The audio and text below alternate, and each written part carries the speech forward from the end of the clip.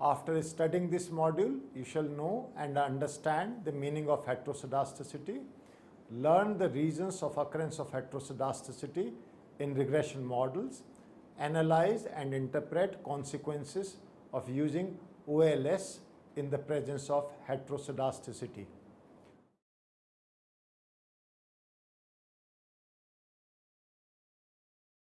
Let us understand the concept of heteroscedasticity.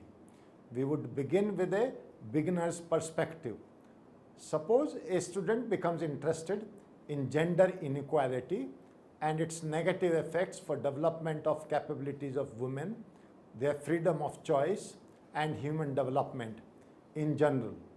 She collects data on the so-called Gender Inequality Index, GII, from UNDP's Human Development Reports for 152 countries for the year 2013.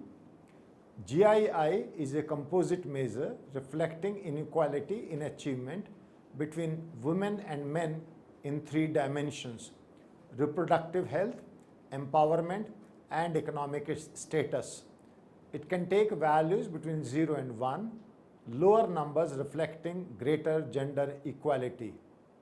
From her data, the students finds that the mean GII is 0.3754, median is 0.3850, and standard deviation is 0.1899. The student interprets the distribution of GII to be fairly symmetric since mean is almost equal to median, with wide variation since standard deviation is almost half as large as the mean.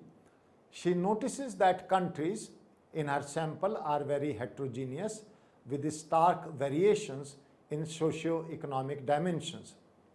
If this student wishes to develop an econometric model in order to determine the factors influencing GII, she is most likely to encounter the issue of heteroscedasticity.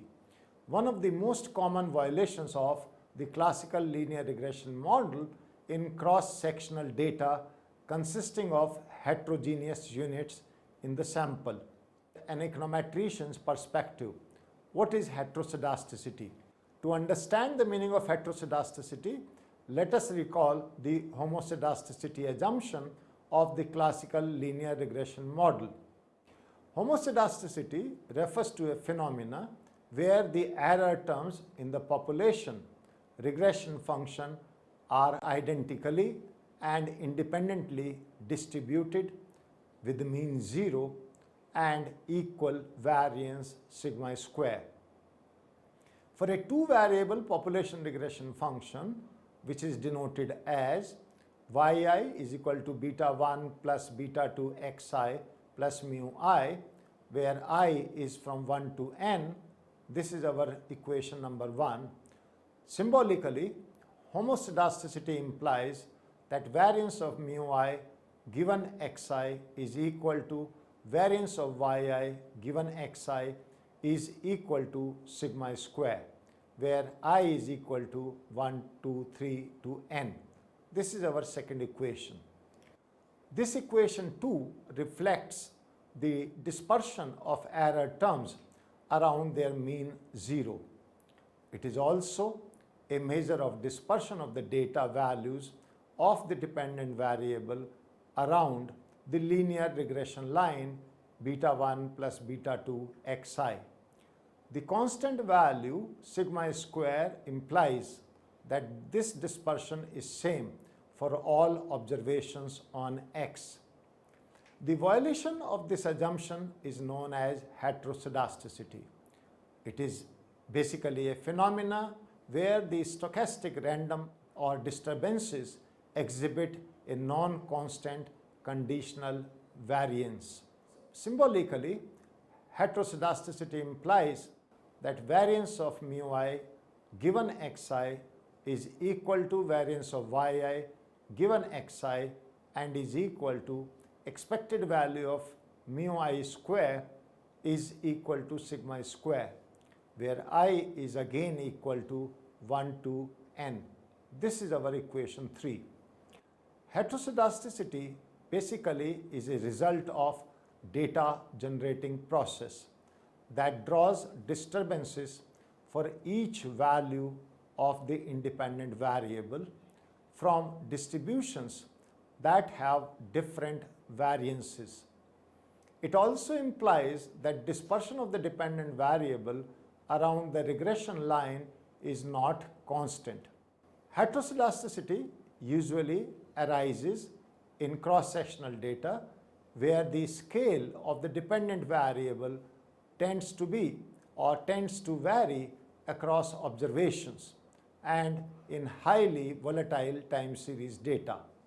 It is less common in other time series data where values of explanatory and dependent variables are of similar order of magnitude at all points of time. A standard manifestation of heteroscedasticity is that the spread of actual y values around the linear regression line will not be constant. Also, the plot of regression residuals against, say, the predicted y values will exhibit some characteristic pattern instead of being random. Let us illustrate with the following example. Example number 1, which is on annual salaries of professors and years since they completed their PhD.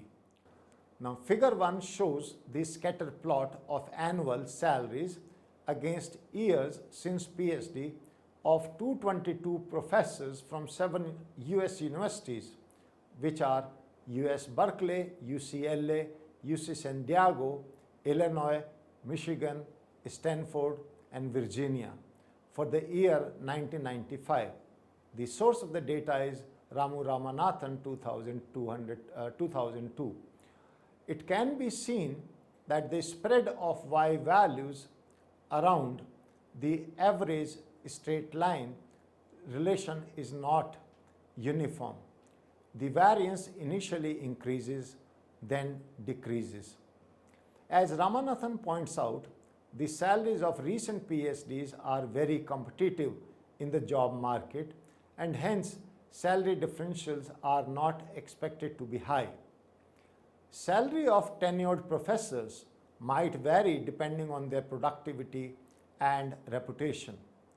After a number of years, salary increases tend to stabilize, and hence the variance is likely to reduce. Scatter plots like these point towards an underlying heteroscedastic regression model. A log quadratic regression in which log of annual salaries is regressed against a constant years since PhD and squares of years since PhD for 222 observations yield squared residuals presented in figure 2. We can see that the squared residuals are first increasing, then decreasing, a pattern consistent with the behavior of annual salaries depicted in figure 1. This residual plot is characteristic of underlying heteroscedastic population disturbances. The plan of the module is as follows. In the next section, we present a discussion on some of the common reasons why heteroscedasticity is likely to be present in regression models. Section 4 explains in detail the structure of heteroscedastic variances commonly used in the literature. Section 5 highlights the serious consequences of using ordinary least squares or OLS for estimation and statistical inference in heteroscedastic regression models. The module summary is presented in the last section. So let us understand why does heteroscedasticity arise in this section 3.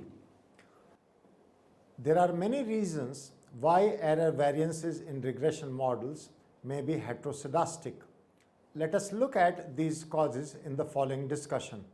Heteroscedasticity as an anticipated part of the model.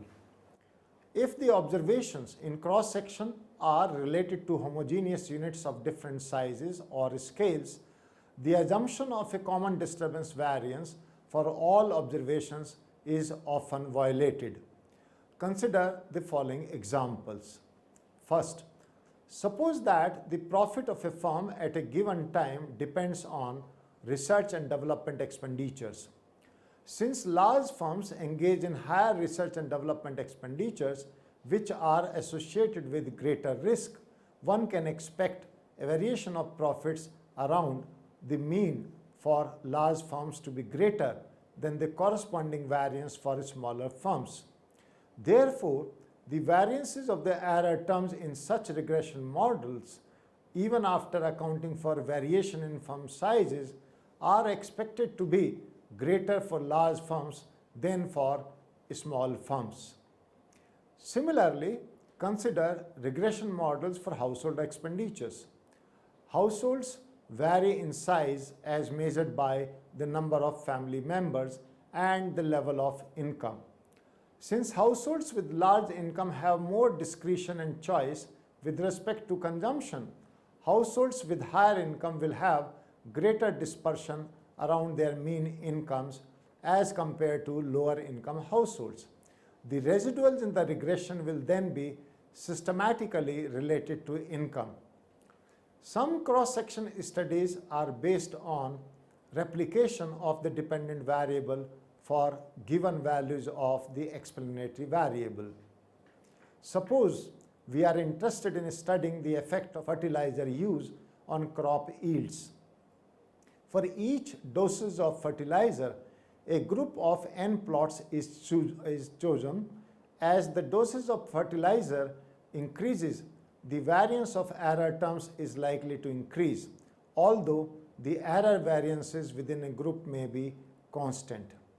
Now, all the above examples suggest that although we are running a single regression through different heterogeneous units in the cross section of the form, yi is equal to beta 1 plus beta 2 xi plus epsilon I, where I takes the values from 1 to n.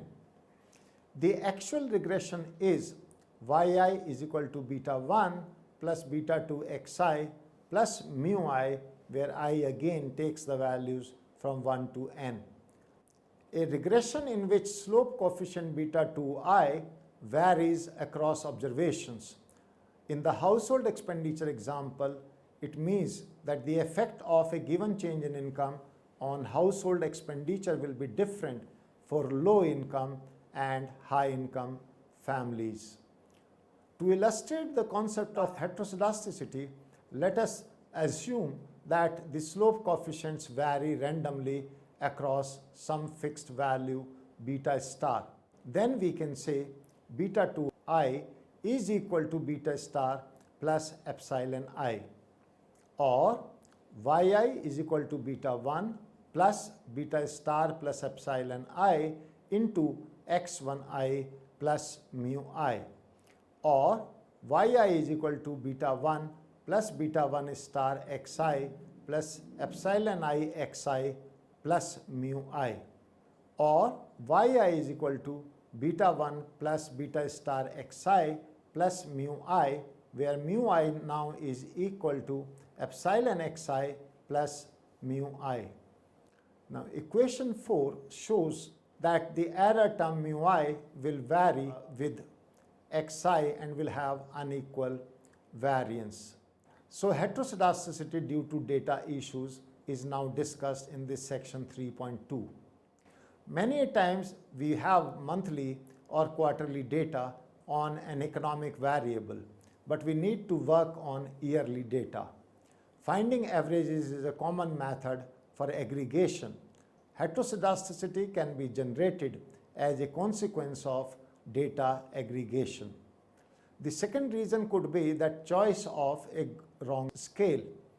Sometimes heteroscedasticity arises because variables are measured on a wrong scale. Measuring the variables in logs as percentages or as ratios reduces the scales in which the variables are measured. A homoscedastic disturbance term in a logarithmic regression responsible for proportional changes in the dependent variable may appear to be heteroscedastic in a linear regression because the absolute changes in the dependent variable will be proportional to its size. Let us discuss the presence of outliers. Now, outliers or extreme observations in the sample make the homoscedastic assumption difficult to maintain. The next reason could be we have explanatory variables with a large range or skewness in their distribution. If the data on an explanatory variable has a large range of values, it may lead to larger variance of error terms for larger values of the explanatory variables. Similarly, skewed distribution tend to generate heteroscedasticity. Heteroscedasticity due to specification errors. Here also we may have different possibilities. The first is the omitted variables case. If a researcher omits a relevant variable from the regression model, the effect of this variable will be captured by the error term. It will appear that there is a systematic relation between the disturbances and some exogenous variable, and the variance of the error terms will not be constant across observations. The second possibility is non-linearities. The same problem occurs if a researcher estimates a linear relation instead of a quadratic or any non-linear model, and the error term of the linear model captures the effect of non-linearities. Wrong functional form could be another possibility. So if a linear function is fitted to an underlying quadratic or logarithmic true model, or in general a wrong functional form is chosen, then the disturbances appear heteroscedastic. Now let us try to understand ordinary least squares in the presence of heteroscedasticity. If the error terms in a k-variable regression model are heteroscedastic and ordinary least square is still used as the estimation procedure, then there are serious consequences for estimation, interpretation, and statistical inference. Consequences of ignoring heteroscedasticity is discussed now. Look at the effect on finite sample properties of OLS estimators first. The OLS estimators of the regression coefficients beta j hats, where j may change from 1 to k, are still unbiased in the presence of heteroscedasticity. That expected value of beta hat or beta j hat is equal to beta j, where j is equal to 1 to k. The second point we want to make is that the ordinary least square estimates will be inefficient.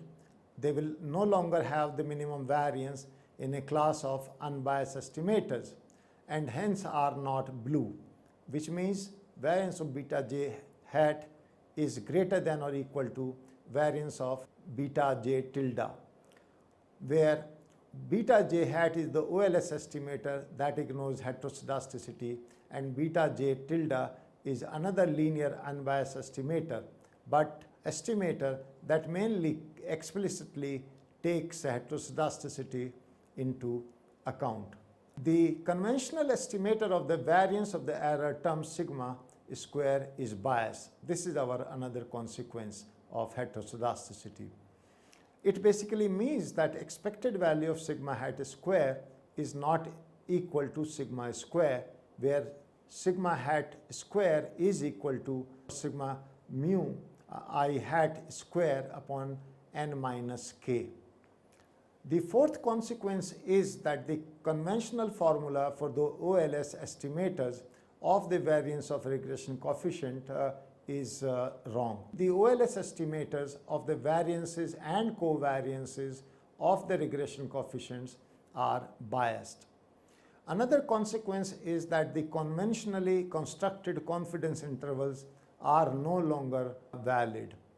Similarly, we find that the T and F statistics based on the OLS regression do not follow the T and F distribution respectively, and hence standard hypothesis tests are invalid.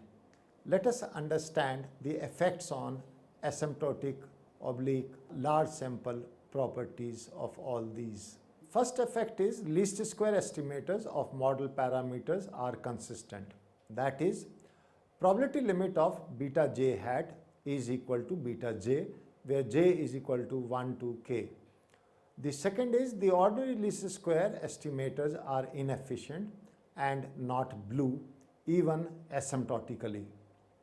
The third effect is the conventional estimator of the variance of the error term sigma square is inconsistent. That is, probability limit of sigma hat square is not equal to sigma square.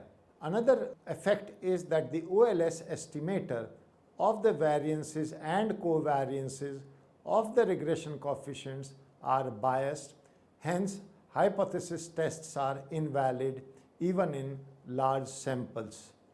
Let's now look at the effects on forecast. Forecasts based on the ordinary least square estimates will be unbiased and consistent but inefficient. About the proof of properties of OLS estimators in the presence of heteroscedasticity.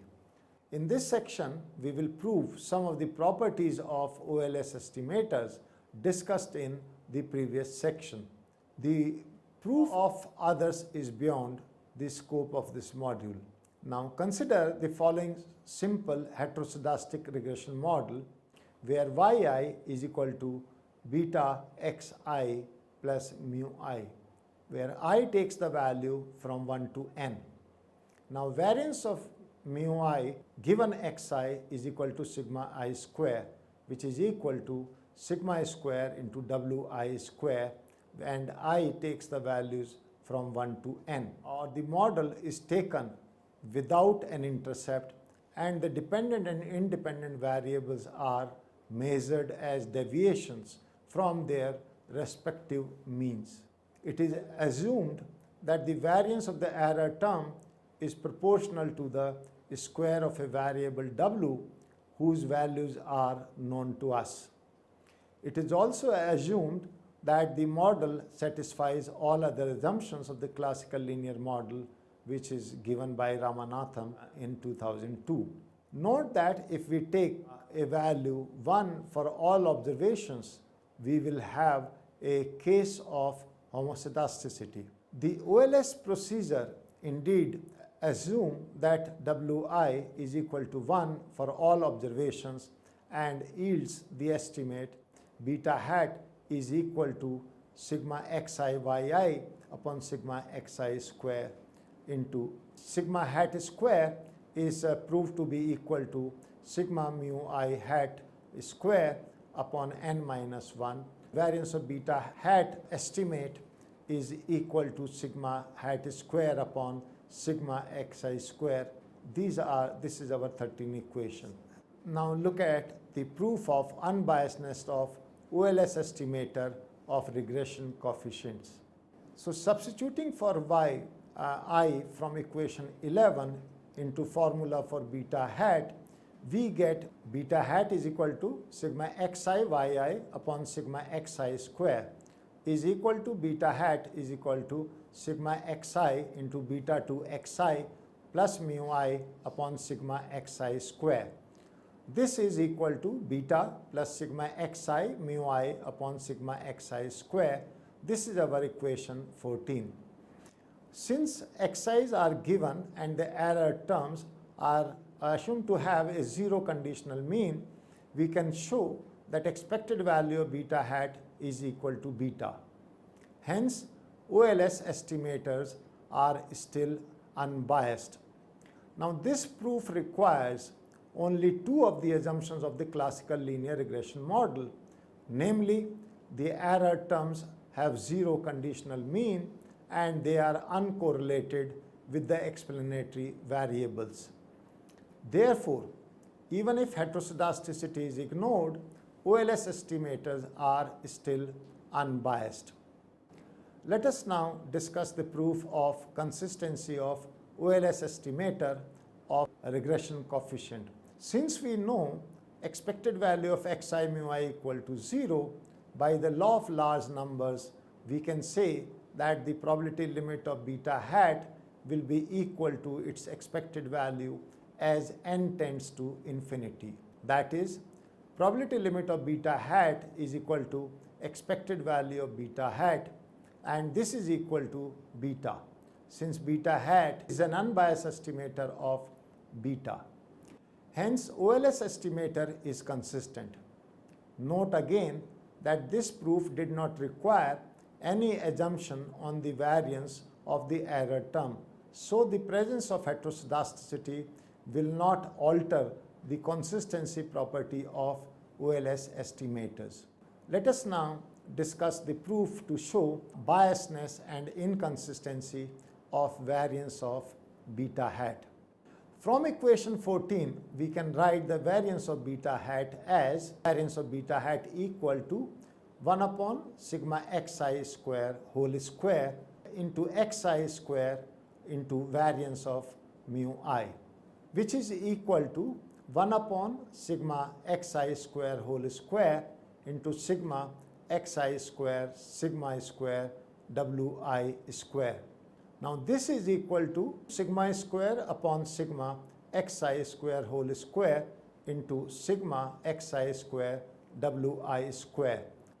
This formula takes heteroscedasticity explicitly into account. The OLS procedure that ignores heteroscedasticity gives an estimate of variance of beta hat as variance of beta hat is equal to sigma hat square upon sigma xi square. Now expected value of variance of beta hat all over the hat, which is the expected value, is equal to the expected value of sigma hat square upon sigma xi square and is not equal to variance of beta hat. The OLS estimator of variance of regression coefficient is thus biased and inconsistent. So look at the summary. The summary basically gives you the ideas we have enumerated in this. So in this module, we have discussed the nature of heteroscedasticity and its consequences for ordinary least squares estimation. We have learned that heteroscedasticity is a phenomena where the stochastic random disturbances exhibit a non-constant conditional variance. We have also learned that heteroscedasticity may be a result of specification errors or data issues. However, it is anticipated in most regression models with cross-sectional data, especially in cases where the scale of the dependent variable varies across observations. It is also observed in highly volatile time series data. Regression models involving time series data and dealing with values of explanatory and dependent variables that are of similar order of magnitude at all points of time are less likely to exhibit heteroscedasticity. In the presence of heteroscedasticity, OLS estimators and forecasts based on them are still unbiased and consistent, but they are no longer blue. The estimated variances and covariances of the estimators are biased and inconsistent. Hypothesis, testing procedures, and statistical inference are not valid anymore.